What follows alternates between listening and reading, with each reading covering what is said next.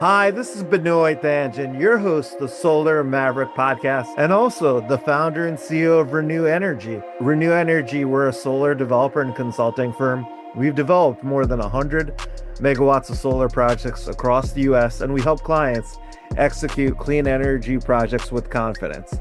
We act as your owner's rep, overseeing developers, EPCs, and financing partners to de-risk your project and keep it on schedule. We also provide development as a service, supporting origination strategy and execution so you can advance projects without building a large internal team. On the renewable energy credit side, we offer REC brokerage, REC asset management, and custom renewable energy credit research, helping clients understand pricing, policy shifts, and long-term market dynamics. In addition, we provide new market analysis and financial modeling to evaluate opportunities, assess project viability, and support investment decisions. To learn more, reach out at info@reneuenergy.com. That's info@reneuenergy.com. We'll also have information on the notes of the podcast as well. Let's get into it. Hi, this is Benoy, your host of the Solar Maverick Podcast. I wanted to invite our Mavericks to an event that we're having at InterSolar in San Diego coming up in February. We did a fundraiser last year and it was a great turnout in San Diego, and we're doing it again this year on Wednesday, February 18th from 5:30 to 8:30 right in downtown San Diego near the convention center. It's completely free to attend, and it's a great opportunity to connect with other people in the clean energy space. Big thank you to our partner and sponsor, Positive Deviancy, for supporting this year's event. If you'd like to join us, you'll find the event link in the podcast show notes. And if you're interested in sponsoring the event, you can reach out to us at info@reneuenergy.com.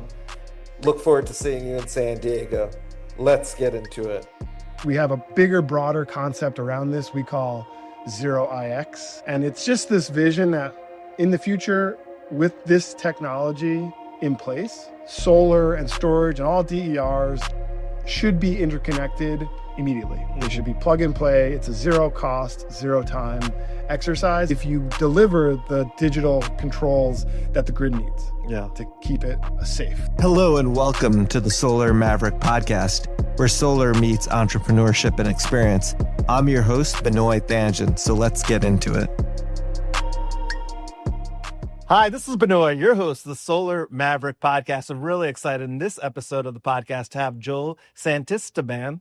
He is the co-founder and CEO at Ecosuite. They're building digital solutions in distributed energy, and they're doing amazing work. I first learned about the company through an interview that I did earlier this year from Chris Grablitz, who's used the platform. He shot out the Ecosuite team and Joel, and then he made an introduction as well. And then Joel and I, that was maybe back in January or February, that episode came out actually right before RE Plus Boston in 2025. And Joel and I have actually gotten to know each other at different events. And I appreciate you coming to the summer, solstice fundraiser that we had, and then met the whole team out in San Diego at Solar Plaza. And it's just a small world. We were talking about it before, is because I know Jack Bertuzzi extremely well, who started EcoG, and then, the company is based out in Brooklyn, and Urban Future Lab too, so it's amazing like how small the industry it is, and the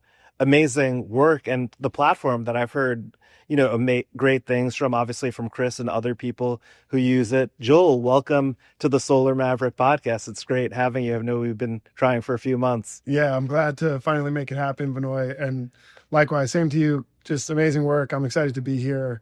It's been a pleasure getting to know you over the last year, like you said. Yeah, for sure. And we've met up as well. Like I remember we met up for lunch to talk in the city maybe 6 months ago. And then we've been seeing each other at different conferences. And it's interesting because I feel like I've learned a lot about, obviously, the amazing work that you're doing. If people are not familiar with Ecosuite, it would be great if you could start off maybe with talking about what the platform does, and then obviously like how you got into it, which I find it like obviously very interesting.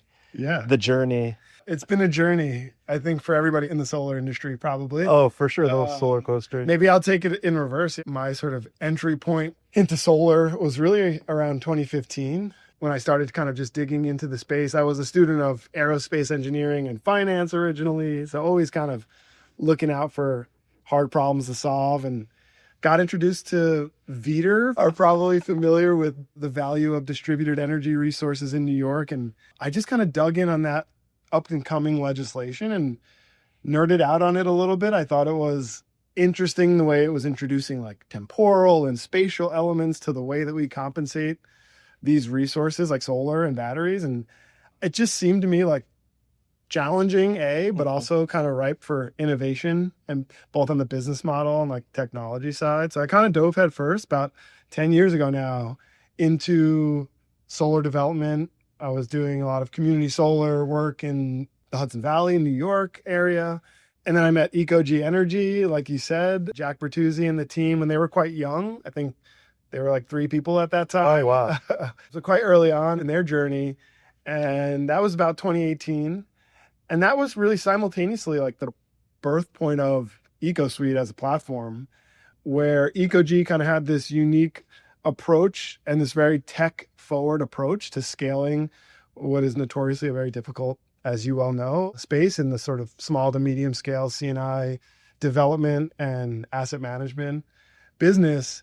And we met a couple of our technical co-founders around that same time and really joined forces to help scale EcoG and build the foundation for what is Ecosuite. And so what is Ecosuite? I put it simply, Ecosuite is a DER, or distributed energy resources asset management platform. So fundamentally, we're working with businesses that are dealing with large portfolios of solar and storage assets to help them both accelerate like the pull-through rate of development assets, and also to sort of enhance the performance of operating assets. So we're on both sides of the life cycle. There are a few things, but one of the things that makes us unique in the space is, we have an award-winning AI edge compute tech stack that we've had the fortune of working with a lot of great partners to really build it out and deploy it in the real world. And it's been a big opportunity for us to solve real problems for our customers at the hardware layer as well as the software layer. Definitely.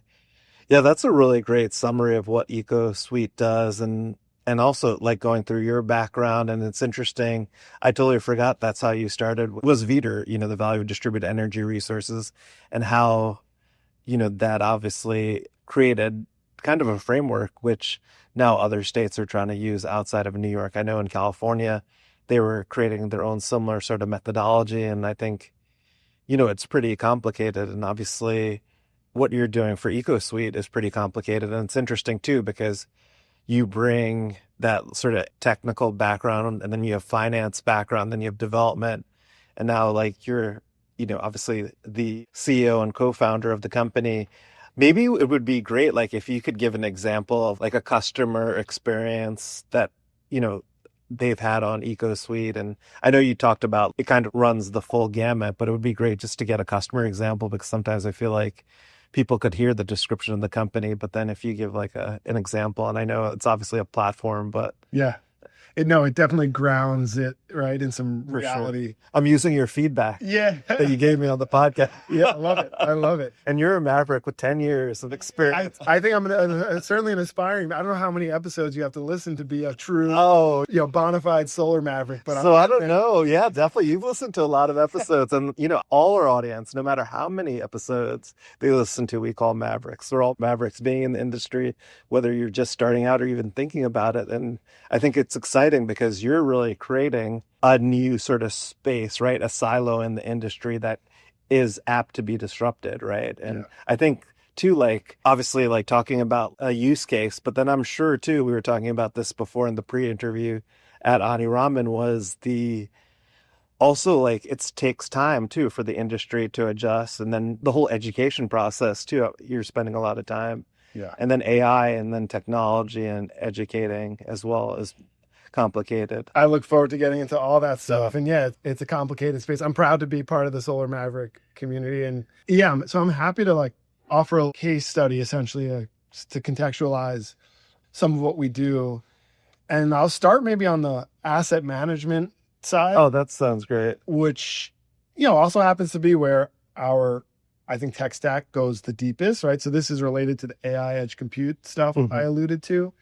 And we're working with a large corporate, a Fortune 50 corporate, who was struggling, like many in the industry will probably resonate with this, with the deprecation of one of their data acquisition system providers. Yeah, DS data. Yeah, exactly. And what that basically resulted in was they were blind to the performance. They didn't have access to data to do what they needed to do on the business side, report, benchmark, performance, do their sort of sustainability accounting. All of that stuff was bottlenecked by fundamentally a data plumbing issue. And so we basically came in, and part of what our edge compute nodes can do, we often refer to them as ECNs, edge compute nodes. They're interoperable. They're able to talk to any DER under the sun. So that's solar inverters, battery storage systems, EV chargers, building management systems. We've had the opportunity to integrate with all of those. We are very intentional. You use the word silo about busting silos. Yeah, definitely. Especially at that layer, the physical device integration layer. It's been a plague for our industry, right? Yes. Silos that are created from hardware providers that don't want to let you out of their ecosystem. Lucrative software contracts that they have, essentially, right? So our ECNs are open source, and it's part of our ethos as a business, just data accessibility and ownership for our customers. So that's how we won this contract. And what we're helping do is to unlock all of their data. We're deploying these ECNs on it happens to be 11 unique individual data acquisition systems. Oh, that's interesting. On one big site. That's huge. I know how complicated it is to go between different DS. Oh, sure. It's a unique skill set, right? It's one that it's networking and communications versus like inverter faults. It's kind of a different, from an O&M perspective, it's kind of a unique skill set. And we're working with some great partners to get a lot of this stuff done. And ultimately, what we will deliver is the asset management platform for this business. So what that means is they'll be able to use all the data we're helping them to collect, to report with high quality, highly accurate data to their teams, to their finance teams, their energy teams, and make better operating decisions. Sure. I mean, that's huge. That's a great example. And obviously, that simplifies the process for your end user customer, because if they did it more on a manual process level, it just takes so much more time, and there's more probability of there being mistakes as well. Oh, yeah. And so that's interesting because you've now basically automated, right, this whole process with it. Exactly. I mean, I think it shines a light on where our industry really is at, and we'll probably get into AI and whatnot, for sure, all the opportunity there. But fundamentally, I think as an industry, we're still at a point where we collectively need a lot of help getting our ducks in a row on data, like foundational data, whether it's the time series stuff coming off my devices or like contractual, financial related information. All of that stuff is critical info that needs to be sort of standardized and normalized in order for me to get value out of and draw insights from. And as an industry, we need help there still. And we're able to help come in on that level. This is a great time, obviously, for it, because margins obviously are getting a lot tighter with the big, beautiful bill, the step down of the investment tax credit, the more complexity related to projects, right? FIA permitting, but also the asset management too. There's also been issues of underperformance of assets. So there has to be other ways, right, that you could innovate. And this, I feel like, is a huge innovation in the whole process. When you talk about asset management, obviously you do other things as well. So that's really interesting. Yeah. I mean, I have a lot of thoughts on that. I appreciate you bringing that expertise that you have in the entire development lifecycle, and just that acknowledgement of the industry and some of what I think has, I don't know, maybe an inhibitor for our industry, right? Like these incentives that have now or are rapidly stepping down. Yeah. At the end of the day, I'm sort of the opinion that this will be a healthy, albeit painful, but healthy maturity cycle for us. Because, what did we incentivize before? It's no wonder we underperformed from an asset management perspective on average, because we didn't underwrite with realistic assumptions. That's true. So it's like we were setting up the asset managers for failure, yes, because we wanted to get so much juice up front out of the ITC and monetize it on the upfront CapEx basis, not thinking about, how hard it is to actually manage these things. Oh, for sure. Especially large portfolios of these things. Oh, yeah. Yeah, no, it's definitely like the complication. And also, too, right? You're saving on labor, which is pretty expensive. And I mean, all the different cost savings that there are related to it. It's amazing to me to hear about the product. And, I'm still learning about your product as well. Like, I feel like this is actually another interesting point. I feel like every time we speak, there's like a lot of new innovations that you've created with the product. So I feel like every few months I talk to you, there's been a lot of updates to what you guys could do. And can you talk about maybe some of the recent like updates with the platform or the Ecosuite platform that you made recently? For sure. There are two that I think are quite exciting. There's always stuff happening. That's part of the game, right? You kind of got to be constantly iterating and improving and aware of where the market is and where we're going. So a couple exciting things. I mean, one that I know we've talked about a little bit is the work we're doing with the DC Public Service Commission and PEPCO down in Washington, DC. Another application of our edge compute nodes, our ECNs. We're actually essentially leveraging the ECNs to serve as sort of a command and control mechanism for the utility. So kind of like we often call it like a modular edge DERMS. We don't talk about ourselves as a DERMS or distributed energy resource management software, but we are effectively providing that infrastructure to allow the utility to securely communicate down to a DER and control it. And one of the, I think, exciting applications specifically for PEPCO and a lot of distribution utilities right now is what I think the most common term being flexible interconnection. Yeah. So I can actually play with the knobs and dials of the smart inverter on my PV system so that it has less impact on the grid, whether that's curtailing it in the summer during peak generation a little bit or playing with VAR attributes so that it is more of a grid-friendly asset. The benefit being two-sided, it's better for the grid and it will get interconnected quicker. The developers are happy. Oh, for sure. So we're excited about kind of being at that infrastructure level with a distribution utility in this pilot, which is called the Smart Inverter Aggregation Pilot in Washington, D.C. So that's one exciting thing. We have a bigger, broader concept around this we call 0IX. And it's just this vision that in the future, with this technology in place, solar and storage and all DERs should be interconnected immediately. They should be plug and play. It's a zero cost, zero time exercise if you deliver the digital controls that the grid needs to keep it safe. So that's one super exciting thing we're working on with our edge compute nodes. More on the kind of web application front and user interface. We did just release, and we have some early customers using kind of it's our AI assistant we call Stevie. It is sort of a traditional, so Stevie, it was originally an acronym, super talented, ever vigilant industry expert. But also, like, I'm a big fan of Stevie Wonder, and it's just a great, I think, name for an AI agent assistant. And look, we're now delivering Stevie in addition to, and really in as a complement to some other tools that we're layering into Ecosuite, which are all about normalizing data sets. So before a customer gets to use Stevie, which is your classic chat experience, hey, what's the PPA rate on that project? Or how much did this asset underperform or overperform against expected? Or, who's the site lease counterparty on this contract, right? It knows all that only because we have this tool we call the distillery, which takes all of the chaotic data that you're dealing with, documents, spreadsheets, models, Gantt charts, and it normalizes it into a taxonomy, which is it's based on an open standard data taxonomy specifically for DERs.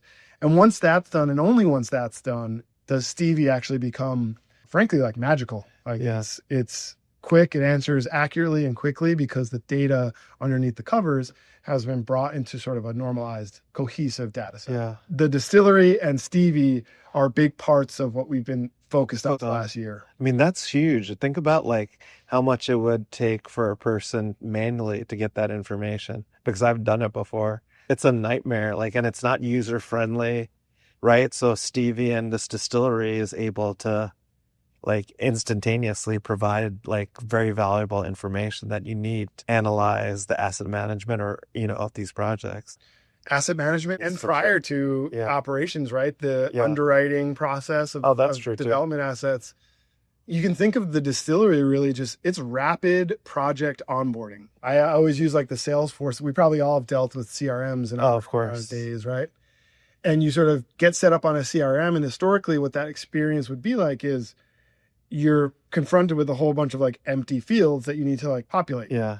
The distillery is this concept of just give me the data in the way that you have it, your Google Drive, your SharePoint, a zip file, and we will deliver Ecosuite fully populated. Yeah, definitely. With all of the information that we've extracted from that, unstructured data. Yeah. So rapid project onboarding, it's enticing to people. It definitely helps with uptaking a new piece of technology. Yeah. And it has the benefit of amplifying what an AI agent can actually do. Yeah. Yeah, that's huge. That's amazing. And I'm excited too. When you first told me about the Pepco, obviously pilot study, it's a study, right? Or it's a... Yeah, it's a pilot project, demonstration project. Demonstration. It's not just like IPPs is Ecosuite's customer base. Obviously, you're now talking about like utilities and energy companies. Then I know you were also telling me about corporates as well. So, that have like distribution, energy assets. So that's amazing to hear like the progress in a very short period of time. Yeah, thank you. Obviously, as a team, we've been at it really since the EcoG days. Yeah. So, going on 7 years really of building the foundations of Ecosuite, really 2 years and change as an independent SaaS platform. And I maybe just, because the comment, I maybe just want to take the opportunity to acknowledge that, it is a lot. Like there's a lot of stakeholders that we're supporting. Yeah. A lot of like customer archetypes. For sure. Right. But And that is challenging in and of itself, for sure. We often get a lot of people asking, like, how can you do that? You're kind of like boiling the ocean. And we have our focus, we have our wedge, we know what we're good at, but we do believe that actually what will make us different and durable in the long term is the kind of network effects associated with serving multiple stakeholders in the ecosystem. So we can help the grid, and yes, we can help developers, and yes, we can help asset managers. And actually it is in helping all of those folks at the same time that Ecosuite is even more valuable. Yeah, definitely. The data. That's sort of the vision. Oh, for sure. That makes a lot of sense. And think about all the information that you're getting from all these different archetypes of clients. I think what's interesting too is what I like too about the Ecosuite platform is that you have the experience from EcoG, right, as a developer and owner of assets, and then basically testing, right, your platform, Ecosuite's platform with EcoG, and then, so you're not purely just the software. Sometimes, you have like these SaaS platforms and they don't have that sort of operational or asset managed experience. They're creating the tools, but I think it makes a difference when you've lived it. And then also too, like we talked about this in the pre-interview at Ani Raman, is like the team, right? The senior management is a pretty diverse team that brings a lot of different skill sets. So then you're able to create a better, I believe, like value proposition for the customer. It's so true. The picks and shovels, what are Ecosuite's tools are a lot more useful when you as the people building those tools like know how to use them, which is kind of what you're saying. We are practitioners first, and now we're here delivering the tools to our peers and friends and the industry at large, right? Yeah, definitely. So for sure, and especially in my seat, a lot of working with customers on the leading edge of these conversations and deals, it's like they want to know that you bring expertise, that you kind of know their pain points as well as they do. Yeah, definitely. We have the fortune, I guess I could call it, knowing the pain points pretty well. I've worked with Jack on some stuff, like we've showed him projects. So, Jack and I have always had long conversations about Jack Perduzzi, who's the founder of EcoG, about the challenges of developing projects. And he also has development experience in New York City as well. So we exchanged stories because we've developed projects in New York. I was so disappointed. Honestly, I wasn't able to attend the Nicaea conference. Like, we're members, meaning my solar development company, Renewable Energy of Nicaea. Unfortunately, or fortunately, I was in Puerto Rico installing solar with Let's Share the Sun. But I got really excited when I saw they added this AI panel like last minute. I felt like to the agenda, and obviously you were one of the panelists at it. Can you talk about Like, what were the takeaways from that discussion? And then also too, like, what I'm noticing from talking to a lot of obviously energy companies is they're still trying to understand AI. And, we've been actually having, meaning the Solar Maverick podcast, actually are getting approached by so many AI companies in the space. And it's been really interesting for me because I'm honestly learning a lot about AI and then the intersection between AI and energy. And also too, like, just to be transparent, I have invested in other AI companies, not in the energy space. So, it would be like great to hear your perspective because you like live it every single day and you're the maverick for AI and distributed energy. So it'd be great to get your perspective because I'm like obviously like learning and things are changing like so quickly too to me. Yeah. And I find too a lot of companies are slow to adapt, and I think the differential is going to be the companies that embrace AI quicker than other people do. So, but I certainly would agree with you. Maybe there's a little bias there. We're thinking about how AI is fundamental to our product. It's also fundamental to our team. We're a relatively small team, but all of our engineers are leveraging AI tools in their day-to-day. And the leverage that we've seen, like ourselves as a business, is tremendous. So to your point, yeah, I think those that learn how to get comfortable with these tools will start to break away. yeah. But I agree with you as well. Like, it's early days. So yeah, I mean, obviously shout out to NIC. Noah and David Sheeran and I had a great conversation. I was just David. It was David and you. on, That was on the panel. Yeah. And what was the panel's name again? I forgot. The panel was called the AI Accelerated Energy Transition. Oh, okay. And it was quite high level and intentionally open-ended. And we had a great turnout. I wasn't sure what to expect, but we had a whole bunch of people join in the room. We ended up curating it to be more of a discussion. Yeah. Where, we talked about some of the AI applications Ecosuite is thinking about, and David, as an owner of a business in the industry, is thinking about. And then we opened it up to the room. And I think some of the interesting takeaways, maybe I'll just like kind of list some of the applications that we collectively talked about. There are folks out there using AI to forecast community solar subscriber churn. Oh, interesting. That's pretty creative. First time I heard of folks doing that. There are, of course, developers and sort of financial analysts that were in the room thinking about how to accelerate their kind of due diligence process. I got all these documents. I need to review them and get data and produce like an investment memo to my team to write a check. That's something we think a lot about as well. It's like, we call it auto SIM, auto confidential investment memo, helping to accelerate that financial underwriting process. One of the other applications as well that we're quite deep in a partnership with Stony Brook University and Pacific Northwest National Lab is around machine learning applications with all of this data coming off these devices, specifically to produce sort of preventative maintenance signals. Oh, that's great. So it's early days, but we are seeing results where if we have the right access to granular inverter level data, we can predict an inverter outage in some case like weeks before it actually happens with like an 80 to 90% significance. And it's like that moves the needle. So the actual preventative maintenance algorithm is something we're referring to as foresight. But one of the things we're delivering is actually a set of tools to help machine learning data scientists get access to data, train their models, and then subsequently publish that data back to the assets. It's like more of a framework for doing this better and faster and for everybody to start actually making use of their data, which historically has been tough. So preventative maintenance, another exciting application that was discussed on the panel. Yeah, and I mean, of course, and I actually believe there was a recent podcast of yours around origination and connecting with, customers in an accelerated way, right? And sort of driving that sales process. That's right. Yeah. So I think that application was one that was brought up by folks in the room. So it was great. I think my biggest takeaway though still is it's early. I think there's a healthy dose of skepticism. Oh, for sure. In the room. And, it's our job as technologists to meet customers where they're at. And help them ride that learning curve, but also, put these tools to work. Because they're there now. They're only going to get better. Oh, for sure. It's amazing to me. Like, we obviously actively use like ChatGPT for our business.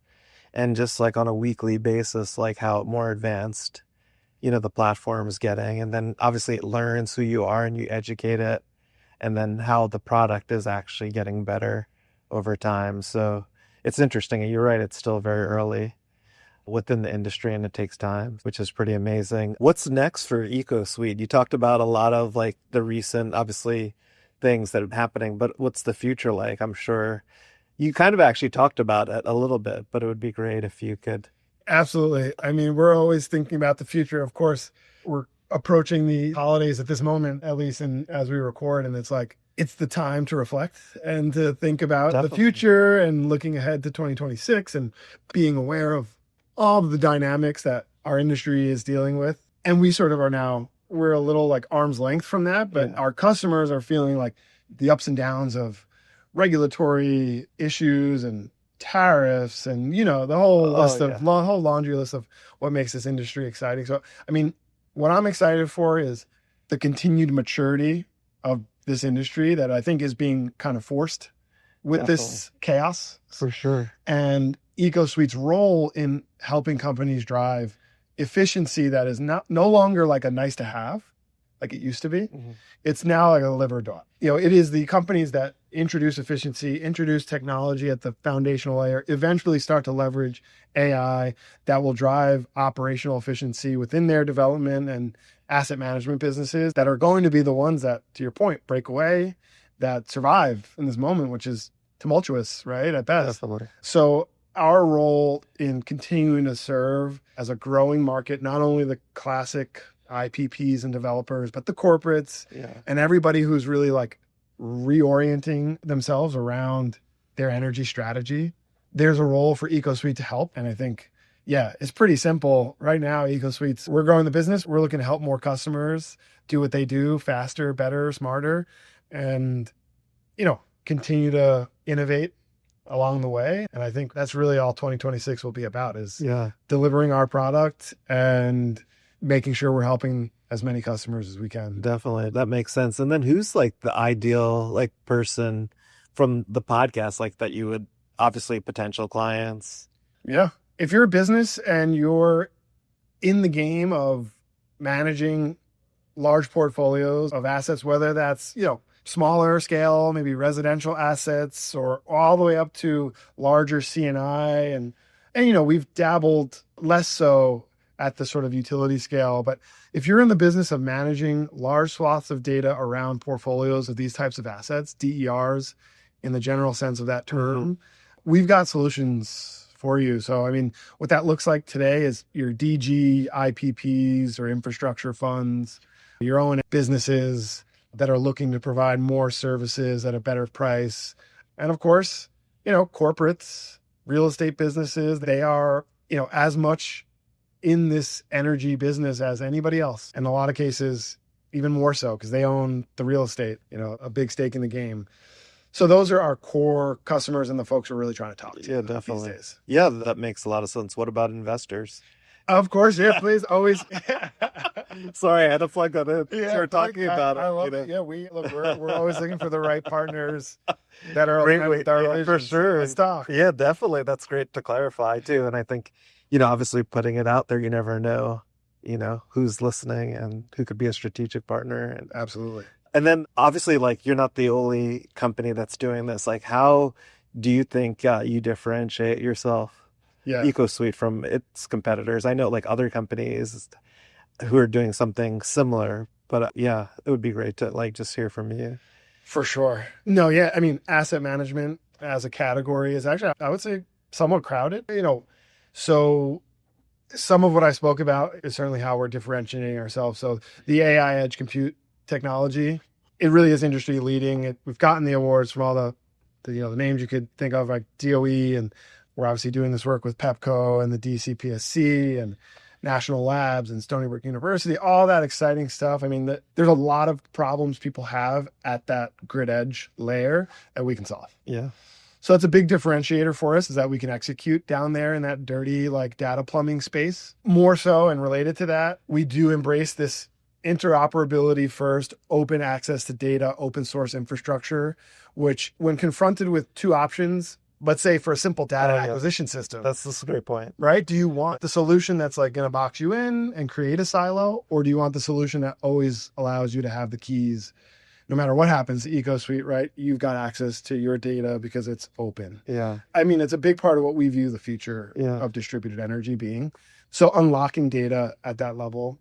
And then last but not least, serving boldly, right? Serving, I would say, right? Despite, the challenges that inevitably creates as a growing business, is like serving the entire ecosystem. Yeah. I'm not aware of many platforms that are sort of engaging with the financiers, developers in the same week and day sometimes that they are engaging with the asset manager, IPP, owner operator. Both sides of those life cycles, they collaborate, they communicate, they need to work together. A lot of the friction that's created in our industry is actually at those communication points, the points of intersection from those stakeholders. So we are adamantly serving the entire ecosystem. And it's kind of in our name, right? Yeah, Ecosuite. Suite of tools for the ecosystem. That's sure. why we're here. I mean, I think that's a big point too. There's a couple obviously great points. Obviously, like if the asset management part of it is part of the development process, that you create a lot better asset because of that, which, as you mentioned, there hasn't been a lot of communication, but we're seeing now a lot more communication, and that's actually providing better outcomes when it comes to production of solar projects.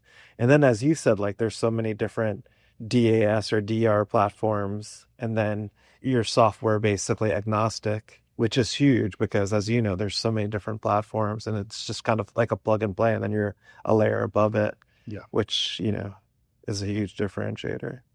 Absolutely.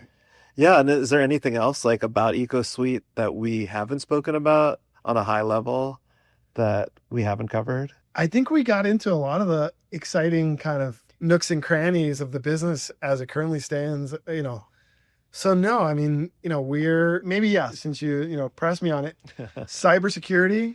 Oh, that's another huge one, by the way. That's a great point that no one's talking about. Nobody's talking about something I'm pretty aware of just because, our transmission and distribution network, and we've had like foreign actors trying to break in. And I don't know, I'm sure as a developer, like you have to go through a background check to get access to this information, and because it's a national security risk. And you just think fundamentally, if we are trying to drive to, we all have this big vision for distributed energy, and we're going to have all these millions of devices like talking over the internet to actually perform grid services to keep the lights on. Now, cybersecurity cannot be an afterthought. Yeah. If it's an afterthought, we're going to have big problems. Oh, for sure. And so fundamentally, like both with that pilot project that we spoke about and with every customer that we end up engaging with, if we're touching their data, they want to have a high level of confidence. And in some cases, there's like very explicit information security protocols and compliance measures we need to meet to give our customers the confidence that like we're protecting data in the right ways. The way that we communicate data from the edge to the cloud is robust and secure. As security protocols improve over time, we're embracing those and we're able to actually improve along with it. Oh, that's great. So cybersecurity, not an afterthought for Ecosuite. And I think it's one thing that we take a lot of pride in is like keeping that forefront, especially as we're engaging on these more technical scopes of work. It's got to be kind of core. Yeah, definitely. No, that's really an important point. I appreciate you mentioned cybersecurity, and obviously the ways that Ecosuite is providing, solutions to that issue, and obviously doing its best to protect the network, the assets related to the network. For sure. As you know, the Solar Maverick podcast is about solar and entrepreneurship. What I'm seeing actually, which is exciting to me, is that there are a lot of entrepreneurs out there excited about the renewable energy space, the energy space, also the intersection between AI and energy. And then I think too, with what's happened with the big, beautiful bill and a lot of disruption in the industry, also a lot of people, unfortunately, like losing their jobs, there's been restructuring, that there's been a lot of people like going into entrepreneurship in the energy sector and distributed assets. And part of me feels like right now is like one of the easiest times to build a successful business, because you could use AI as a tool and you don't necessarily need the people that you needed before. to create, products. Can you talk about like what advice you would give? This podcast about solar and entrepreneurship. You co-founded Ecosuite, you're the CEO. Like, what advice would you give for our community or the Mavericks? Absolutely. I'm glad you asked. I mean, I guess kind of simply in this moment in time with those sort of market dynamics you kind of alluded to, my advice is kind of simple. It's like, go for it. Yeah. Now is the time. I mean, granted, as somebody who's been in the industry for 10 years, and there's plenty of folks that have been in it for much longer, like my co-founding team. Yes. I don't think there's ever been a more exciting time to be at the intersection of energy and technology. Yeah. And that's driven by AI, that's driven by a lot of the market dynamics. So if you have the opportunity to identify a problem, you think you or the folks around you and the team, that you might be able to build can solve that problem, I think now's the time to jump in. I really do. So I feel fortunate to have the opportunity to meet my co-founding team and start Ecosuite. And when did you start Ecosuite again? Was it 4 years ago? So it was officially 2 years ago. Oh, okay. As a spin out of Ecosuite. Ecogy, yeah. Exactly. The team that we built, we've been, like I said, working together for 7 years. Yeah. We've had the fortune to have like this run up to what is now this moment where everybody's talking about energy and AI, even in sort of the non-energy nerd circles. Like it's a Thanksgiving table topic, right? So for that reason, I think it's, my advice is kind of go for it. Yeah, definitely. I think in life, it's always better to try and fail than to regret not trying. So, and now's like an ideal time. Definitely. From the sense of like technology and disruption and the opportunity to innovate with the energy transition. And leverage AI and leverage the incredible amount of talent that's out there. Oh, there's so much talent. By the way, that's another thing I'm noticing. Companies hiring, getting good talent at I know this might sound like, but at discounted prices. Sure. Because the market, there's not many job opportunities. So what I'm noticing is that companies are picking up like great talent to enhance their businesses. Without a doubt. And we are actively, always actively talking to the many smart people that are out there looking to support teams like ours as we grow at the foundational level. Essentially, we are a small team and it's early days. I think, that's been exciting as well. The way I think it looks different building a software company today than it did. Granted, I wasn't having this primary experience 5+ years ago. From what I understand, it's just different. You just, the talent pool, I think, is larger, especially around energy. There's just like, I think younger people are like driven to this. For sure. Space definitely. I'm more. noticing that. Like when I graduated college, nobody was like, I'm going to work for like a utility company or something like that. Like that wasn't cool. But so there's talent. And then again, I mentioned earlier, the ways in which talented people can then leverage themselves with the tools that weren't even available 3+ years ago that are now kind of table stakes type tools like ChatGPT. I mean, you're getting so much more out of the talent that you bring on today. And I think that's exciting, from building a capital efficient and really effective and productive team. Yeah. It's an exciting time. Yeah, it's definitely an exciting time. It's interesting to hear your perspectives because we hadn't talked about this before, but a lot of what we're both thinking. And the other thing too is the energy transition is still early. At the end of the day, solar and storage is the cheapest form of energy and the fastest to come online, even with all the complexity related to permitting, interconnection, land. And then as energy storage continues to go down in price, too, we were talking about this, like basically the bill, one of the good parts of the big, beautiful bill is that the ITC for energy storage goes till, I think, 2033 or 34. So like that's now going to be the most expensive part of the system. And, and obviously you're able to take an intermittent power source and now you could basically use it at any time. So that really changes the dynamic when it comes to intermittent power sources, specifically like solar. Oh, yes. So without question, the economics rule the day here, right? Yeah. The energy, the kilowatt hours are getting cheaper. The inputs to actually build a project are getting cheaper. The average ratepayer is paying more. Yeah. I mean, they're looking for ways to combat that that force. So yeah, economics is on our side. Oh, for sure. The other thing too, like, which we don't talk a lot about in the United States, and I've mentioned this a few times on the podcast, is it's distributed energy and it's local energy at the location. So you're not dependent on like a big power plant and it going through transmission and distribution lines. We're going to see in the US, I think, more power outages as time goes on, especially when, older infrastructure is not upgraded, or DERs, distributed energy resources, is a great way of actually helping with grid reliability without upgrading the grid. That's what excited me about VEDR. Going back to the original part of the conversation, was one of the components of VEDR was locational system relief value, LSRV. Oh, yeah. And DRV, demand reduction value. I spent a lot of time reading that 700-page VEDR order when it first came out. And it's interesting because we got so many, Reneu Energy, we got so many clients because they didn't understand VEDR, but then we spent the time to really become experts and understand the calculator too. If our computer didn't shut down during the opening of the calculator.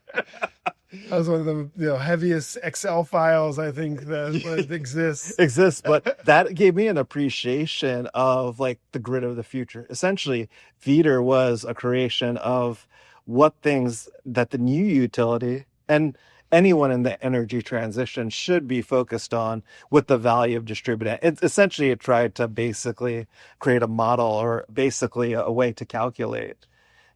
Obviously there's the LMP, the capacity, the environmental value, the demand reduction, then the locational system relief value. I don't want to confuse people who are like, listening to this, like, what is he talking? But, like what you're doing with DERs is creating reliability into the grid. And, we're unfortunately not spending enough improving our existing infrastructure. So I feel like obviously like a platform like yours helps us get to that solution. So I appreciate that. Certainly the vision and yeah, I think VEDR was a big step in the right direction. At the time, the whole industry hated it. Yeah, oh yeah.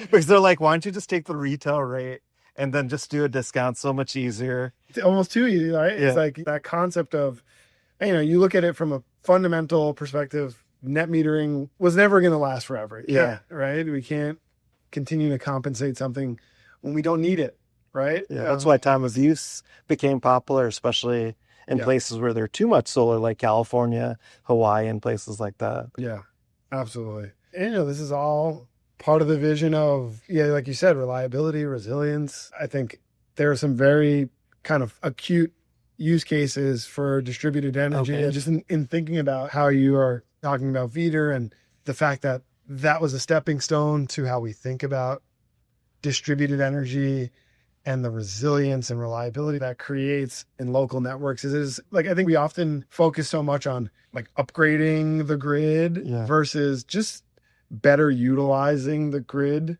that we have. Yeah. And so I think this concept of utilization is something I'm very supportive of. And I know there's a lot of folks out there thinking a lot about right now in terms of, how do we get more electrons flowing through the existing poles and wires that we have versus building more poles and wires. Oh, that's true. And I think VEDR fundamentally drives us to that mindset because it says, hey, here's where I need energy, at what times I need it. And it sort of incentivizes developers to put electrons where they're needed at the right time. Oh, for sure. Right. And in doing so, I think increases utilization. Yeah, definitely. Right. So that's in part what makes distributed energy super exciting. Oh, yeah, definitely. And obviously that's what you're focused on. And this has been an amazing podcast interview, Joel. I appreciate you coming out to Jersey City. We first had ramen at my ramen place, and then Amazing. We're here at Reneu Energy's office, and this has been an amazing interview. I know we've been trying to schedule it for a while. I feel like our Mavericks will find it, very valuable. I learned a lot, so I appreciate you making time, especially when you just came back from Brazil and after the snowstorm, and then it being the holiday season. I appreciate you coming out.